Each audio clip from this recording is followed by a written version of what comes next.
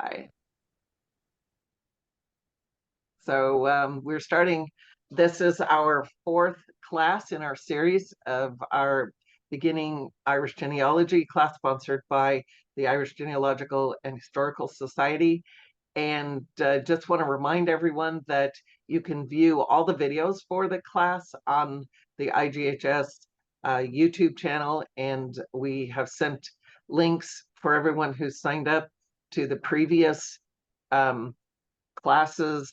We've given you guys the links for that. So please feel free to go to that and share the link.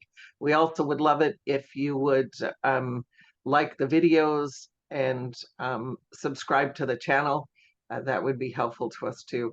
Nigel and I will be doing some shorts, little videos on specific subjects. We've done a couple of them, so hopefully you would find them interesting as well. And they're available for you to review at any time. So as a beginning to this class, Nigel's going to do just a brief review of what we covered last week. You want to share your screen there, Nigel? Yes, thank you, Eva.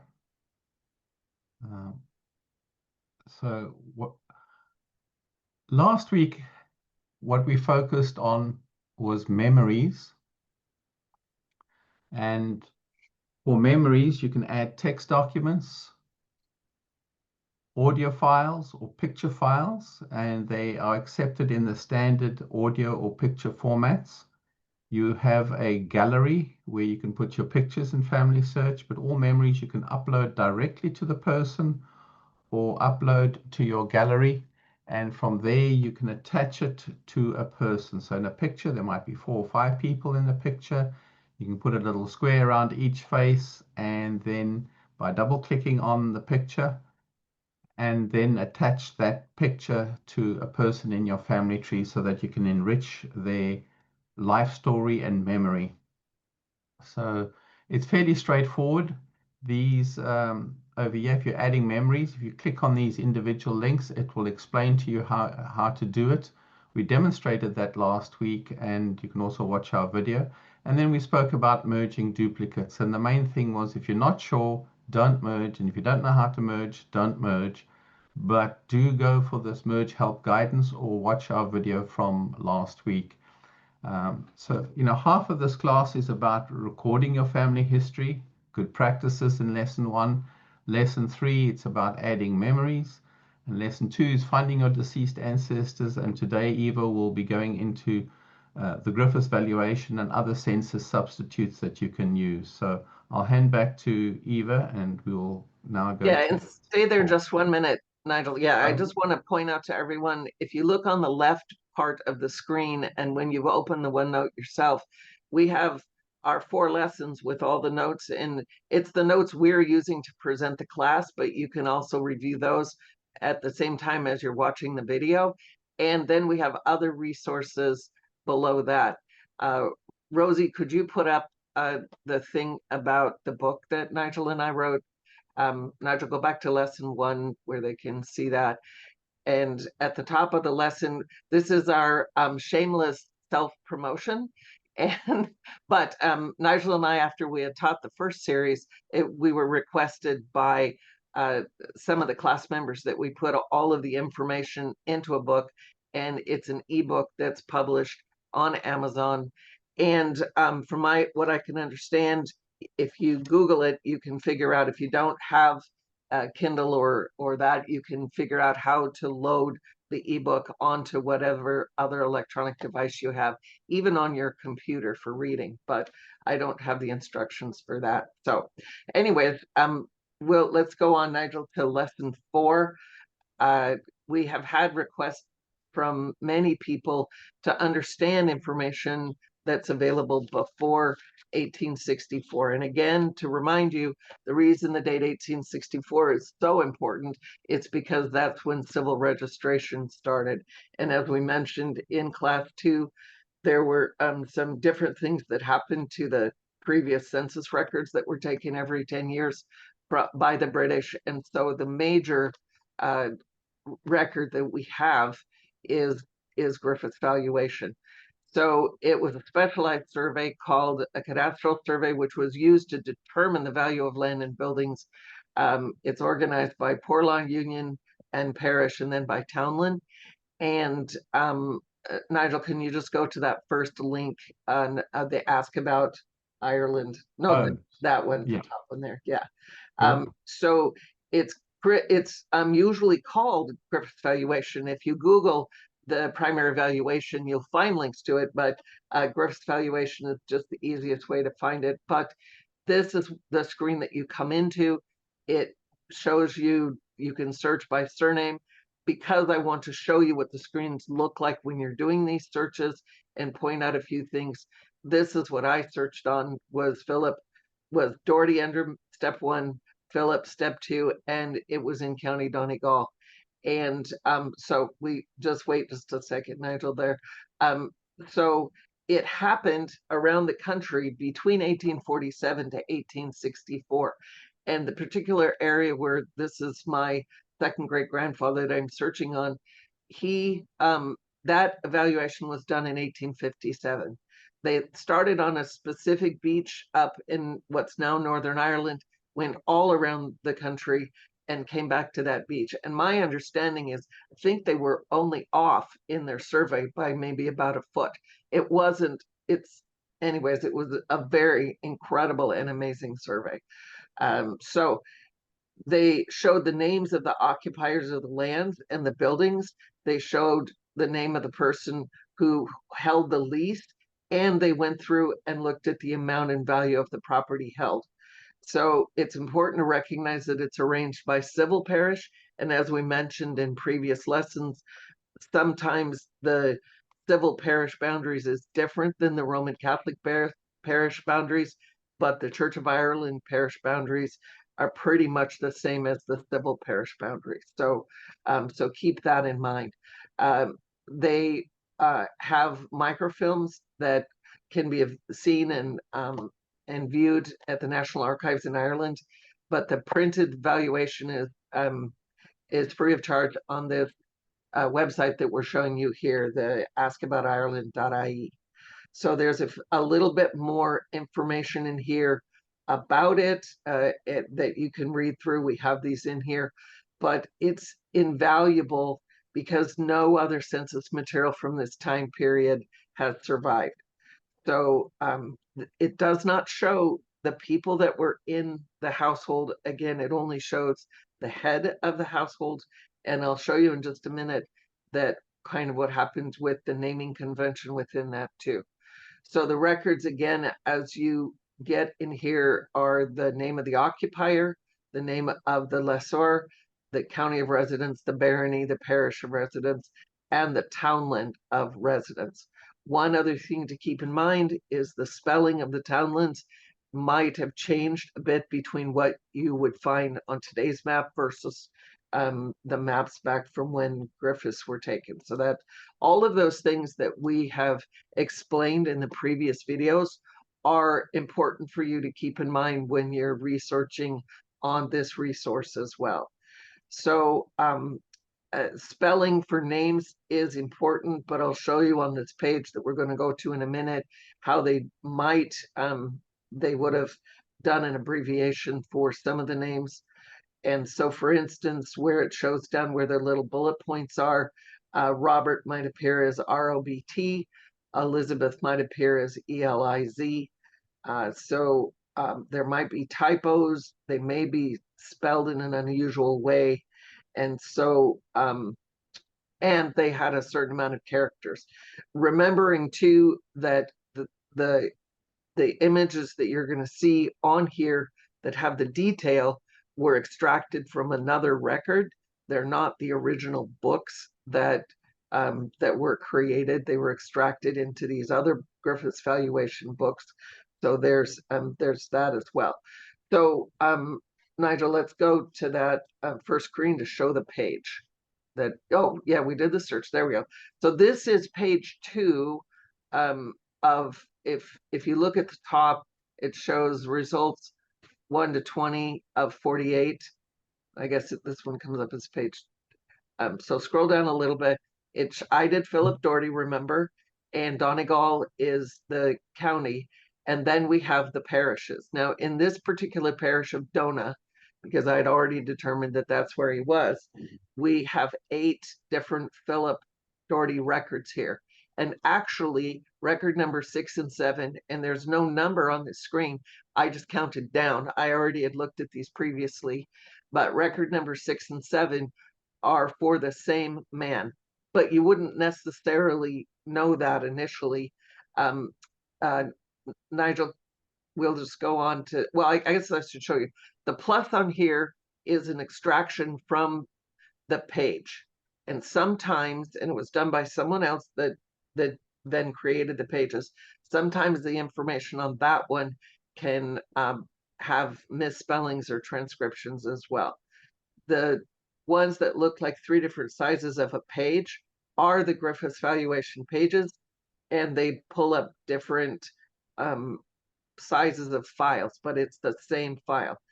The next ones that are the pluses in with a little square over there, those are 2 sizes of a map that comes up. So, but again, it's the same map regardless of whichever one. I find if my computer is particularly slow, I will use the smaller images because they load quicker. It goes to the same pages. For our purposes today, Nigel's already preloaded these into his browser so that we chose the bigger ones. But in your materials for today, I have put in an image of what the page looks like to remind you.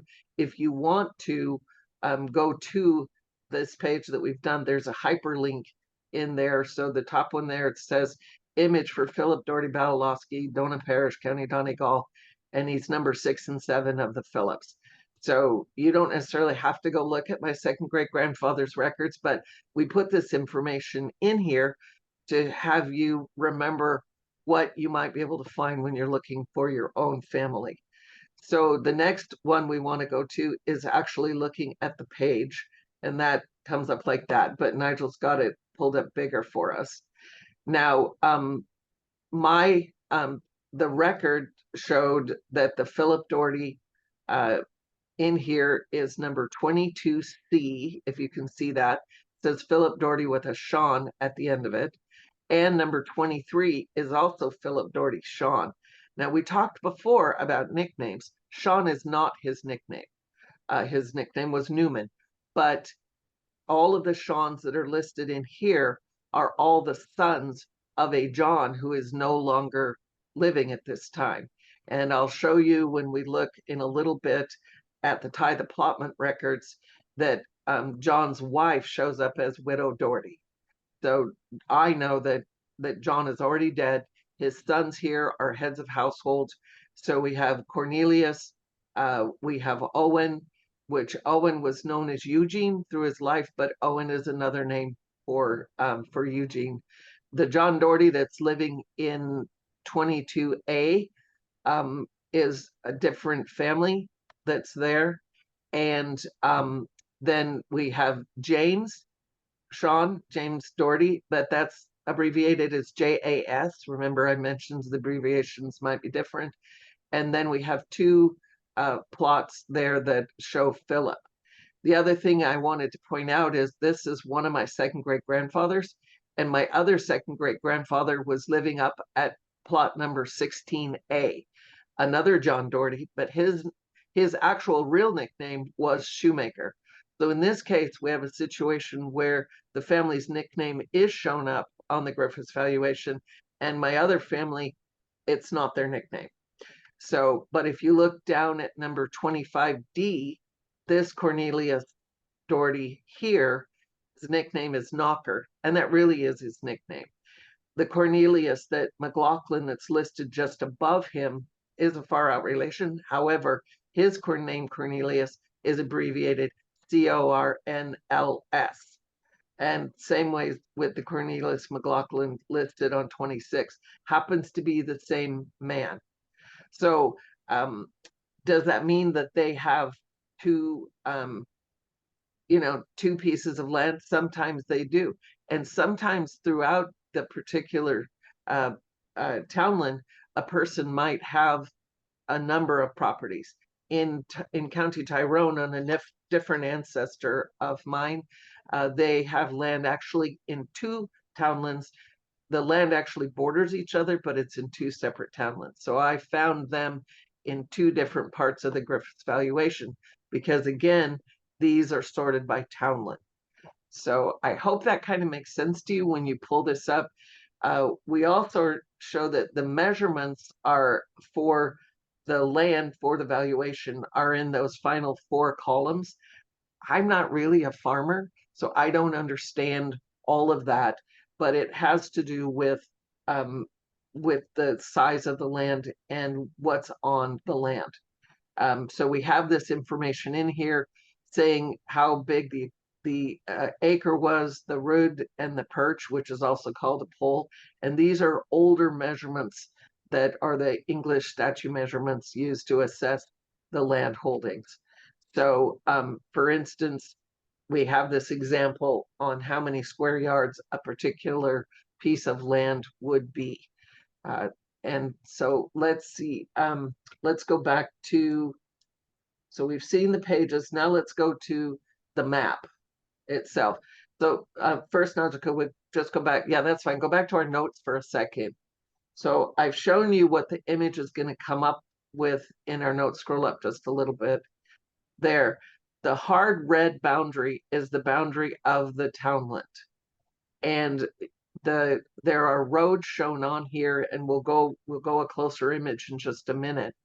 But sometimes the townland boundary is a road, and sometimes it's a river. And the left hard boundary of this townland is a river, and so is the right. So that's why it's not straight like a road. Sometimes the boundary will be a road, but oftentimes the boundary for townlands was a river or a stream. So, or the ocean when you get to the ocean. That's the boundary as well. Okay, let's go to the what the map looks like when they first go into the link for the map. It will come into the locality. And so you have to have some understanding of the geography where you're looking for it. So that's why if you go to townlands.ie, the other resources we've given you, that's going to give you a modern map. So then you can have that open at the same time and try to figure out where you're going. But I wanted to show you this. This happens to be the Innishowen Peninsula, and at the top of the page there is Malin Head, just to give you kind of a reference of where this is. So yeah, so this is the area where we're looking at. The circle is going to be where within that boundary is where I'm going to be looking. Sometimes you're lucky and the red square is where you want to drill down to. But in this case, and I'll show you a little bit why I think that is, in this area, some of the natural things of the modern maps don't match up with the Griffiths maps from 1857 in this particular area. So let's go to the next map there, Nigel. Okay, this is pulled up closer so that you can see the images. My family lived really close to the boundary. There's a river right there down, and if you see the big number typed on in red, 22 with a capital A, that is that section from the page where it said 22, the very far left-hand number, 22A. Then there's see, we can see that 22A. And if we go into that, we have 22 and little a, b, and c. And on this, that is referencing those buildings. And Philip had 22C, so that was those buildings there. And he also had plot, and you can see where it says 22 with a little c there, and it says Philip. Right below that is plot number 23.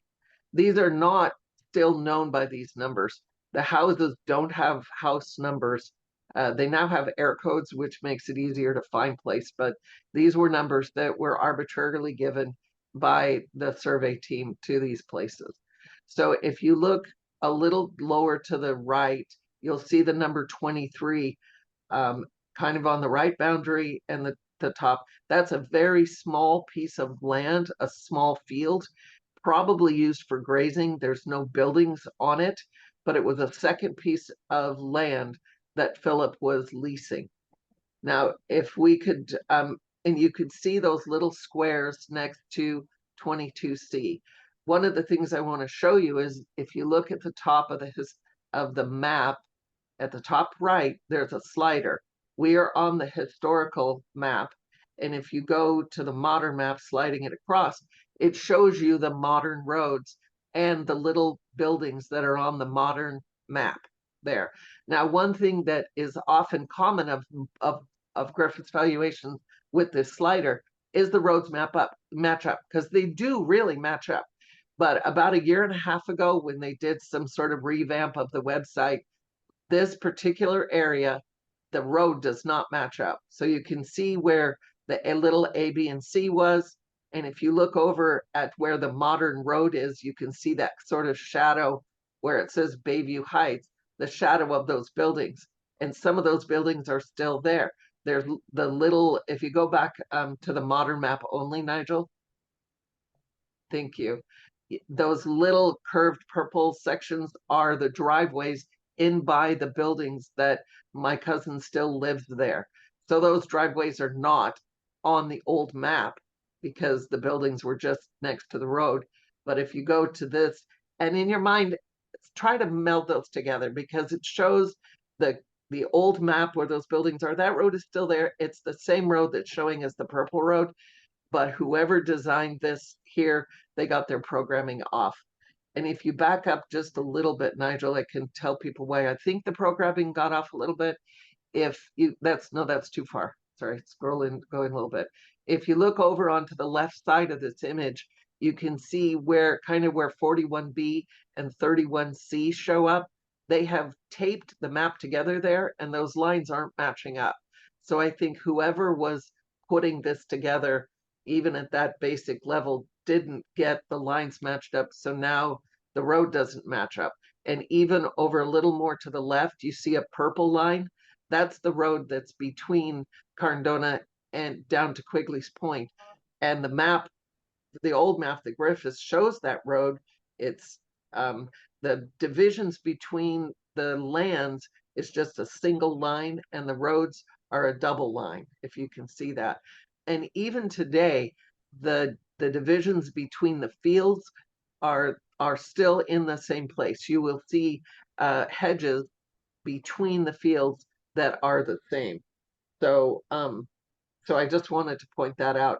Most of the roads are in exactly the same spot. So if you have look on a modern map and even go to Google Earth, which is really exciting to go to the map on Google Earth. We didn't take the time here to do that today, but if you go onto Google Earth and put in sort of the townland in the area, you can drill down and get your little man to jump down onto the street on the Google Earth map, and you can see those buildings, which has been really fun for some people I've been helping with their family history. Maybe they're too old and they can't travel back to Ireland, but I can show them by putting their little man on that electronic map. They can see what the fields look like. They can see what the modern buildings look like. And it's almost as good as being there.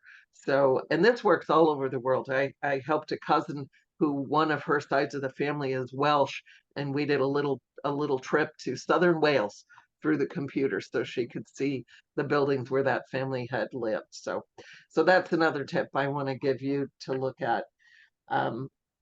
It's important to use these resources that we've given you and cross-reference them with the other things. So so that's kind of it with the Griffiths.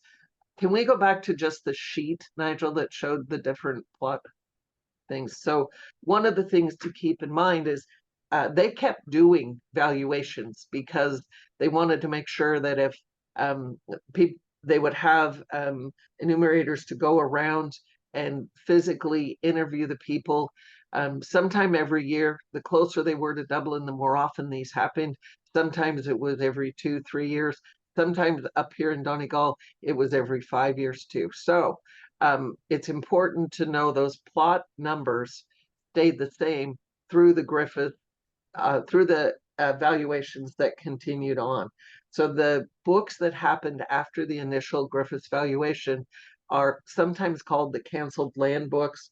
Um, they're they are a way to track the property, who was the leaseholder going forward up to in the 1920s. Sometime near the end of the 1800s into the early 1900s, people were given the opportunity to buy their lease. And there were things politically going on, as you can discover if you're studying Irish history. And so some people became the leaseholder themselves. Even back here, that third column over is the person who holds the lease. And you can see there on number 25D, where it says Cornelius Doherty, the person that actually owns that lease is Cornelius McLaughlin. Now, without research, is it the same Cornelius McLaughlin that is listed otherwise here? Because we've got somebody on 26 that's Cornelius McLaughlin, but that lease is held by James S. Doherty. So that's part of where further research needs to be done on this family. And sometimes that research can happen by following these valuation books up to the more modern times and see what family lived on that land. And you can even sometimes find the people that are currently living on the land, and they are going to be related to the person that shows up in Griffith, or at least shows up in the canceled land books that were going forward. One of the other things, and we don't have an image here, but looking at the canceled land books, you'll see they'll cross out when a new leaseholder comes in. So for instance, for me in 1905 in the book, the name was changed on that plot 16A, was changed from John to Patrick. And that's how I was able to discover more easily, because John Doherty, as you might well understand, is a very common name. And I was able to get his death certificate, because within the years between where the name was listed, because they oftentimes did it in different pen colors, so, or different handwriting. If the person that was doing the valuation was a different individual, the handwriting would look different, but it's actually a different color where it changed, and they put the year that they wrote the information and the changed. And it happened in 1905. I was able to find John Doherty's death record and get his death date, which then gave me an understanding of about when he might have been born, because it shows the age of him. So that's how we're corroborating the information that we get using Griffiths for all of these little nuances of information. So, so let's go back to our class notes.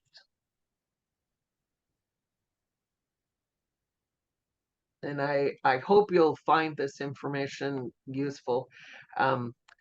We give you a list of other things that are available as other valuation records.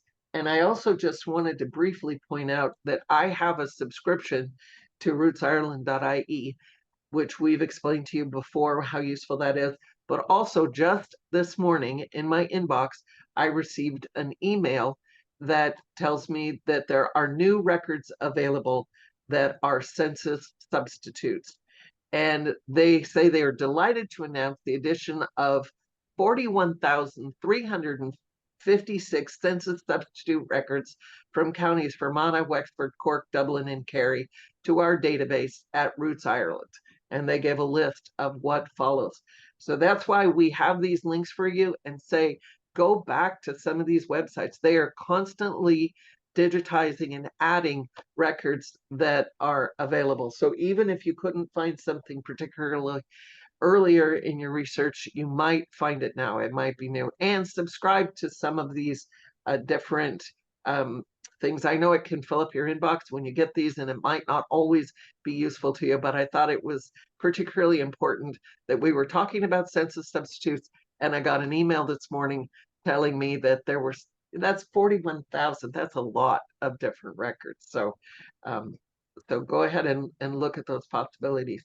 Next, we want to talk about the tithe allotment books. Now, they're another vital resource for genealogical research. We don't have the census between 1821 and 1851. There are some extracts from the census from 1851 that are available, but these tithe books were compiled between 1823 and 1837.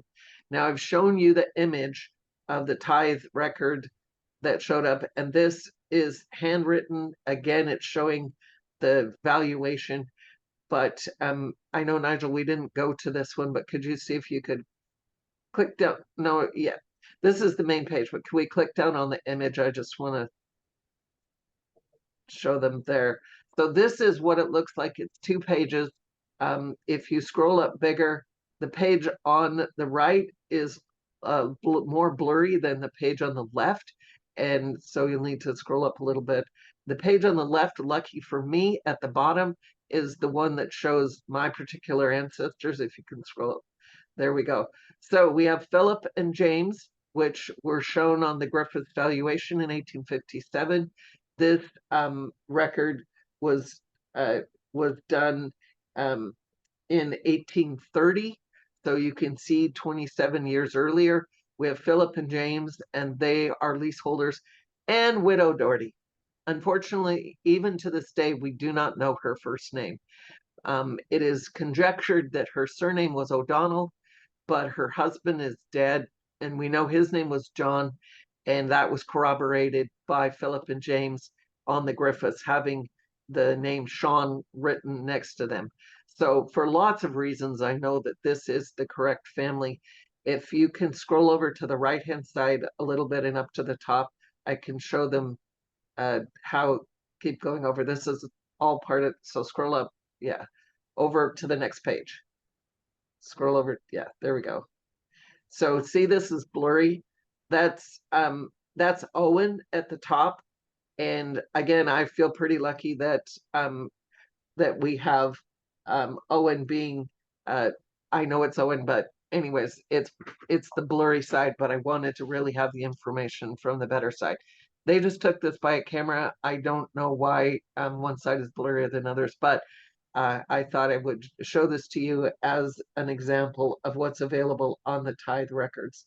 Now, you also need to remember that not every household is listed on the tithes, particularly the glebe lands. They didn't have to pay tithes if they were on the glebe lands. Their lease payments went to the church anyways. So, and some of the towns aren't completely aren't in there because the tithes were leveled on agricultural lands, and so the urban areas were not included.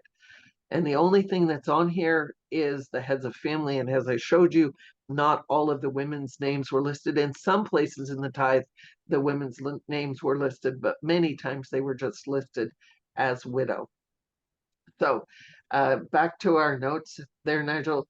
The next resource I wanted to show with you briefly is as an example, and there are lots of different resources like this for small areas and particular areas, but there was the flax growers list of 1796 where they taxed people. They got a list and then they taxed them based on the resource of growing flax and having spinning wheels.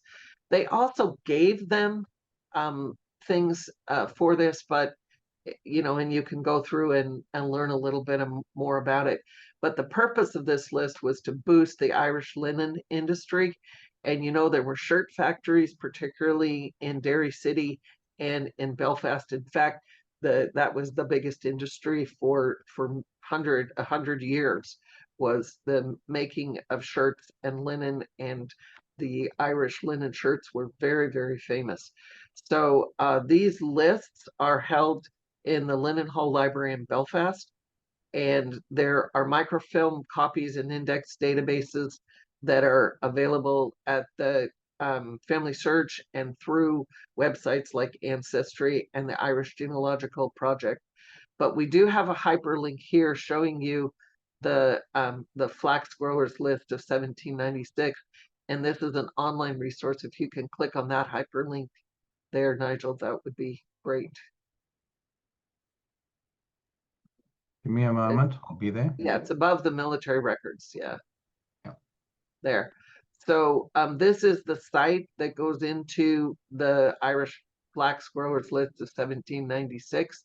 And if you see on here, it gives you an understanding of people were awarded 4 spinning wheels if they planted an acre of flax, and they were awarded, those growing 5 acres or more were awarded a loom, a spinning wheel. So that this is really a good way to encourage the local people to have developed industry.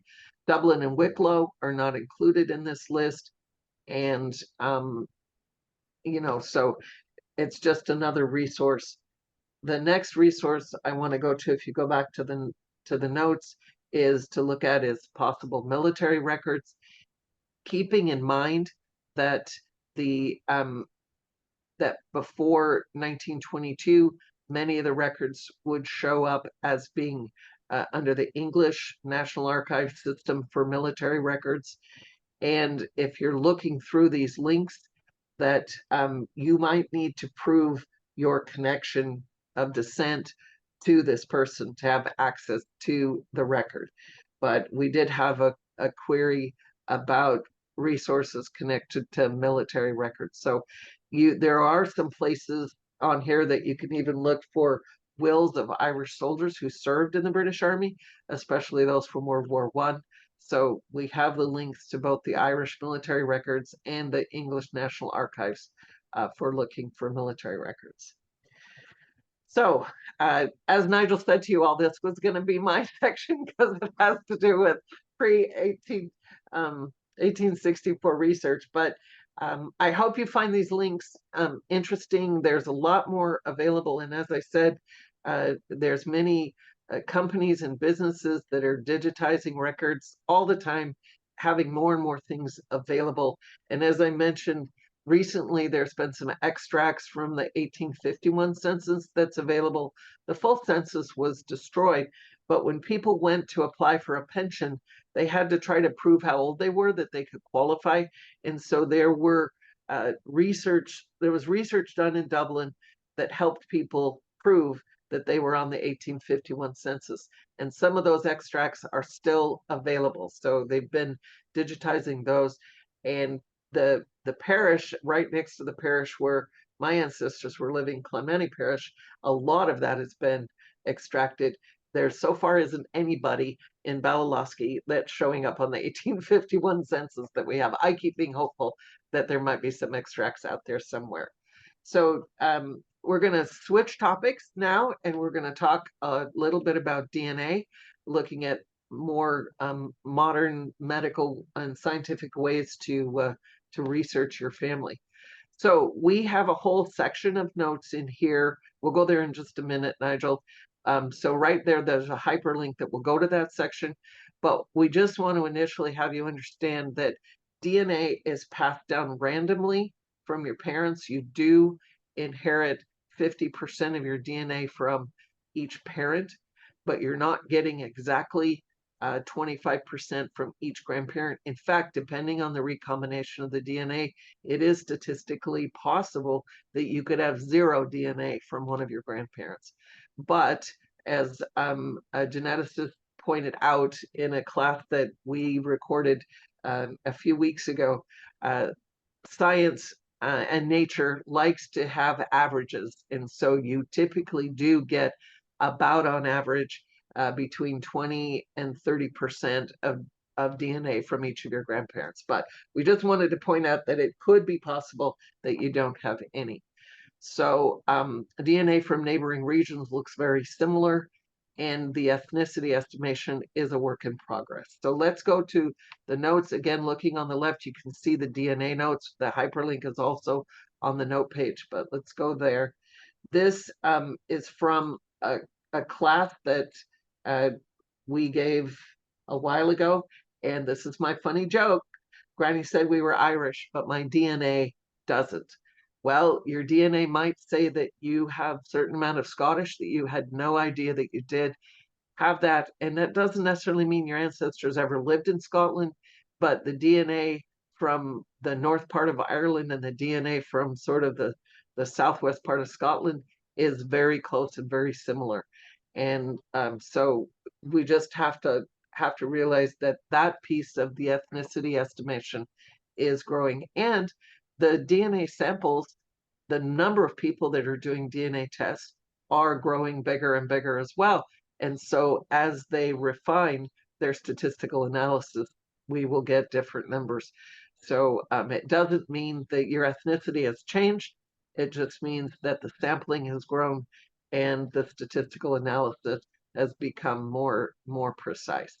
So this first image that we have that was actually created by Nigel's daughter-in-law, and we're really grateful for her working with us on this, shows what you might expect your DNA to be between you and then it's a pedigree chart that's kind of flipped on its side. So your parents with 50%, grandparents with 25% each. But scroll down a little bit there, Nigel. But we wanted to give you a picture, show the picture with the color of how the genetic recombination might happen. So the top of the page are the grandparents, then we have the parents, and then we have these three children, Glenda, Reagan, and Gerald. And taking these, we've shown you the colors. Andrew is all green, Sandra's all pink, Graham is all blue, and Elaine is all yellow. And you look at the combination, and we just did this, that it was 50% of each of those down to the kids that are shown up as the father in here. So Edward has half green, half pink, and Angela also has half blue, half yellow, but it could be that it's a different number. Just keep that in mind. But we had a question come up recently where someone said, will my brother's DNA be the same as mine? Well, first of all, women and men's DNA isn't exactly the same based on the sex chromosome. But even on the other 24 chromosomes, you don't look exactly like your sibling. So the DNA obviously is not going to be exactly the same. But there is definitely similarities, which is why siblings look the same. I saw a friend of mine, grandchildren that I'd never met before yesterday, and I could definitely tell that they were her grandchildren because they looked similar to many of her children. So DNA is carried down to the family. But see how the mix between Glenda, Reagan, and Gerald is different within those DNA combinations. So we have an explanation just below that in the notes. And so if you go back far enough in the children's ancestry, there's going to be differences between which lines people have. So the next thing we want to have everybody understand is there's three different types of DNA tests. The autosomal test uses those 22 pairs of chromosomes to confirm relationship. There's a high level of accuracy up to second cousin level. After that, the DNA inheritance is more random. And so the tests that use the autosomal is like Ancestry, MyHeritage, 23andMe. Those are the companies that are using autosomal. The other two tests, the Y-DNA test, is used to explore a man's direct patriline, meaning the father's line. The Y chromosome passes virtually unchanged from father to son. And that's why you have Y-DNA studies. The Doherty clan has a Y-DNA study, and our surname came into being somewhere in the 800s, and we are able to link people into the tree with variants on their DNA a little bit over those centuries. It's why, as I teased Dan Hull in a previous class that we're having, his surname is Hull, but he actually is a Doherty back in his ancestry. He's in our DNA project. I personally am not, because I don't have a Y chromosome, but I have 4 Doherty surnames, different lines in my ancestry, and I so far have been able to test 3 of them by asking male cousins to do the Y-DNA test. Of one of my great grandmother's lines, we so far have not found a male descendant from her father. So I keep hoping that someone will do an autosomal test that will then tie into that, and I'll be able to find a male descendant from that line to do the Y-DNA.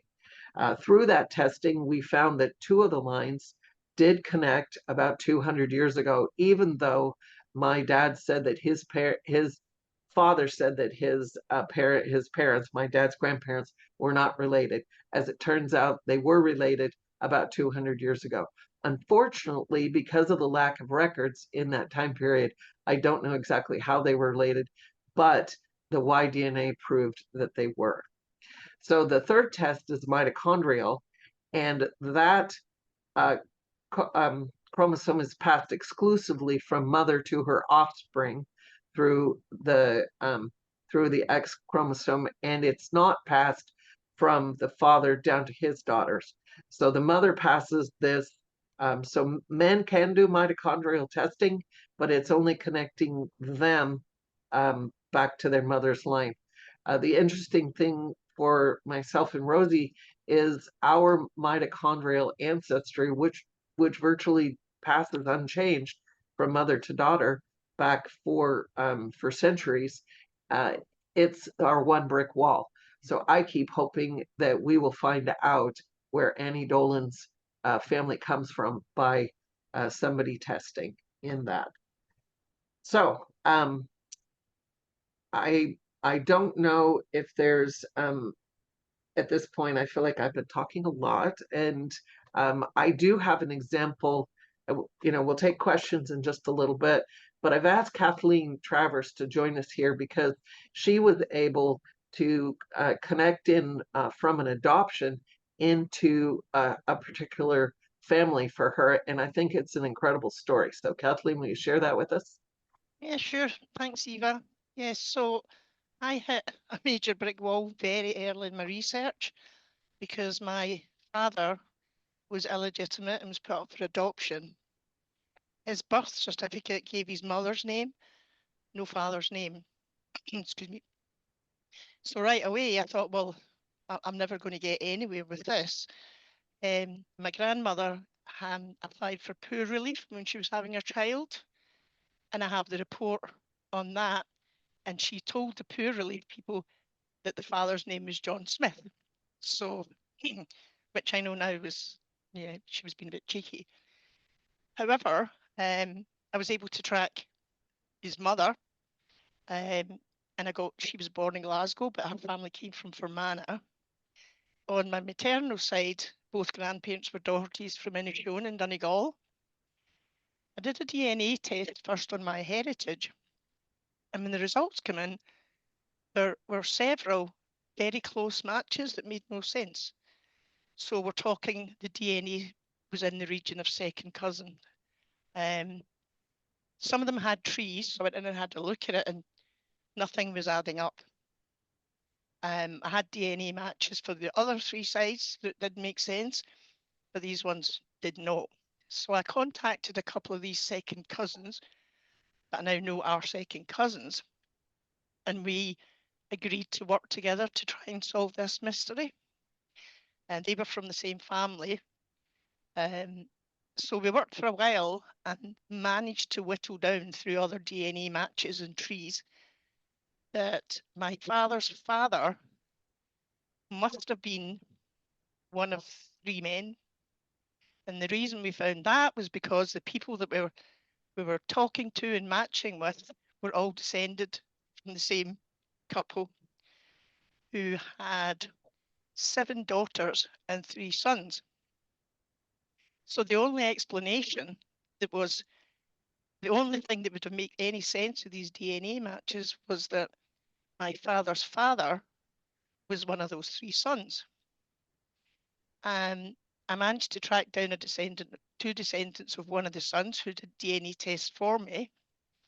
The DNA matches come up with a match to one person from a second brother. I haven't found any matches to the third one yet. But they were the ones that did come up were inconclusive, so there's no proof yet that one of these 3 men is my great-grandfather.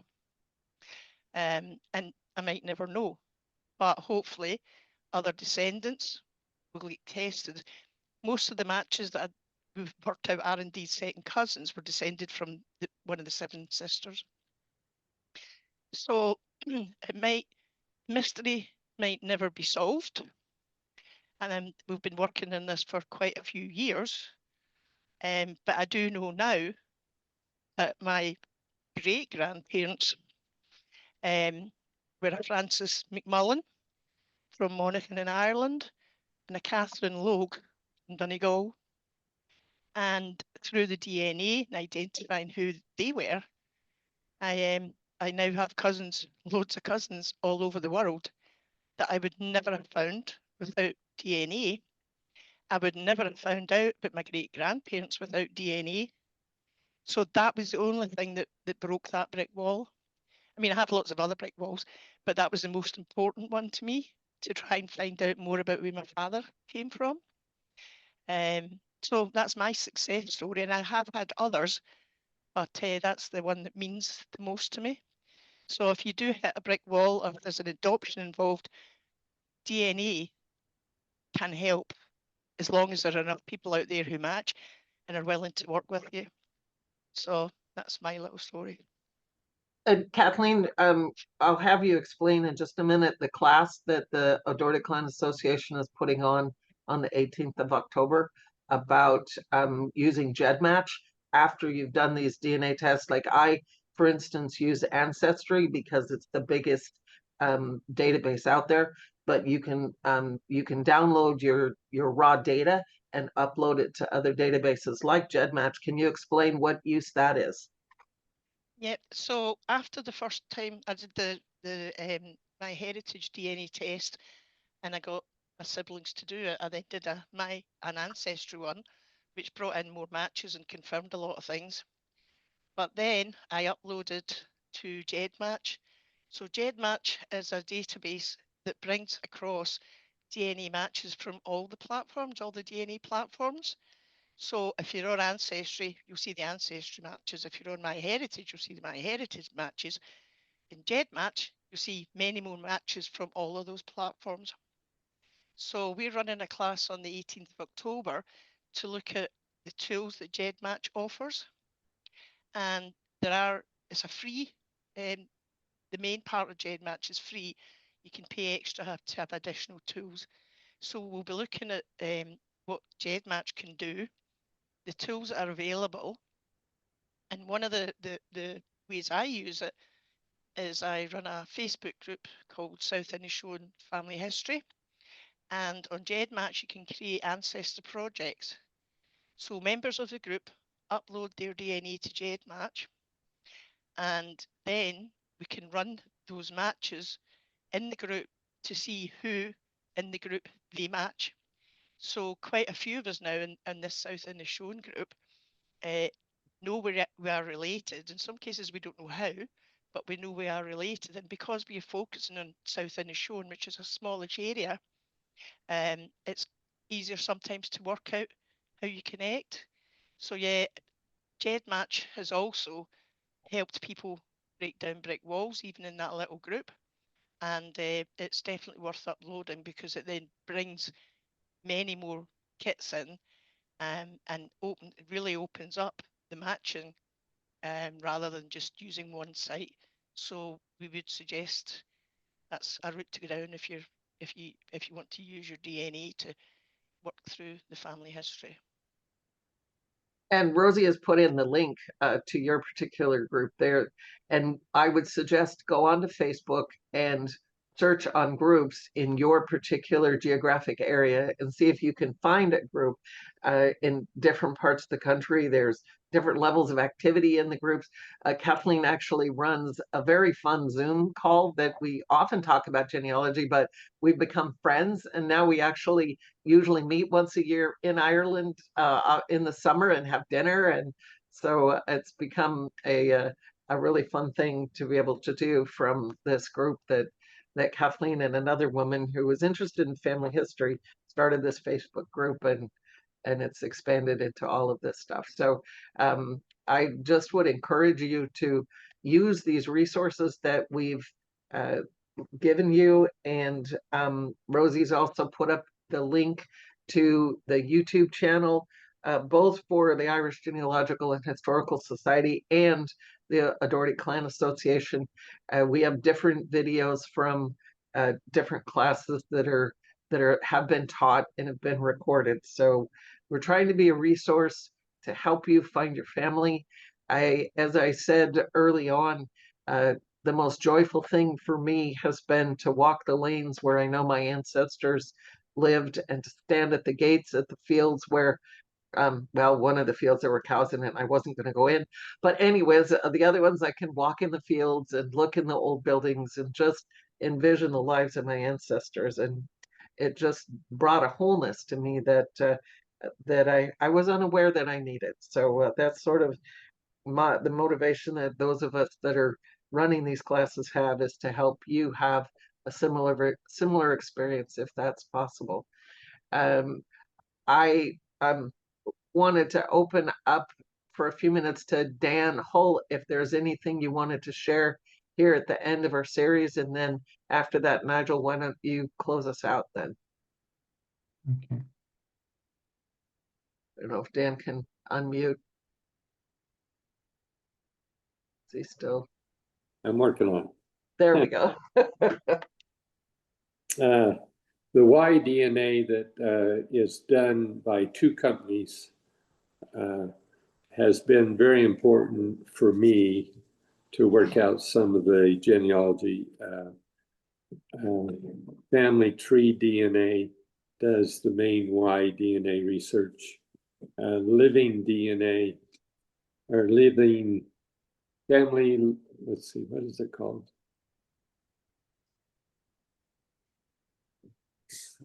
I think it's Living DNA. That's mainly a British one. Their test does autosomal Y-DNA and mitochondrial in one. And so they don't have a big database, but they mainly do just British. So that's sometimes beneficial because you get all three done. You can import the Y-DNA from Living DNA into Family Tree DNA and the autosomal to MyHeritage. Or you used to be able to. Now I think MyHeritage has canceled adding to them, but importing to them. But the Y-DNA really was helpful for me. Interesting that I joined a family group. They have a surname group. And so my last name is Hull. And so we have a surname group of like 500 people who we match against. Some of those people don't have my last name, but we still match and it comes up. And I ended up being a Doherty also. And I'm in the Y-DNA group of Doherty. So you don't, when you join a surname group in Family Tree DNA, they will match you to some of those other people. And there's somebody generally in the surname group who knows how to do the Y-DNA, reading of it and analyzing it. That's one of the benefits of doing it, is that there's an expert there that will help you. If you don't know anything about DNA, they'll help you. So that's one of the things I would recommend you do, is join a group like that. Yep. Very cool. Thank you. Nigel? Okay, I've got nothing much to say. I just hope that you enjoyed our course. We get a lot of pleasure out of making life easier for you. So if you have success, if we've given you some tools that have furthered your research, please let us know. We'll be happy to hear from you. That's what gives us joy. And please recommend the course, or now our YouTube channel, to others. And I think we'll leave it there. We'll go to our breakout room. So thank you very much. And you're happy to email us and we'll answer your questions. Yes, I'm going to see. We'll do 3 breakout rooms. I'll set them up just a second, and I'm going to stop the recording.